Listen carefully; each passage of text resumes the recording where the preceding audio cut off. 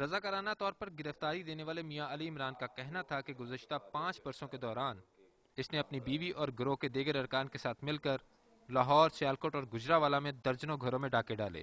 علی عمران نے بتایا کہ اس کے گینگ کی خواتین گھریلو ملازمہ کا روپ دھار کر گھروں میں داخل ہوتی اور موقع ملتے ہی اہل خانہ کو کھانے میں نشاور صفوف ملا کر بے ہوش کر کے نقدی اور زیورات لے کر رفو چکر ہو جاتی۔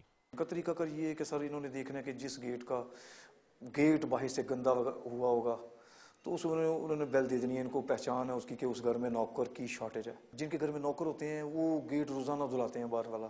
میاں علی عمران نے گرفتاری سے قبل اپنی بیوی گلشن بی بی اور گینگ کے دیگر افراد کو مخبری کر کے گرفتار کروا دیا تھا۔ اس نے بتایا کہ بیوی کی گرفتاری کے بعد اس کے بچوں کو تمام صورتحال کا علم ہوا اور اس کے بچوں نے اسے گرفتاری دینے پر راضی کیا۔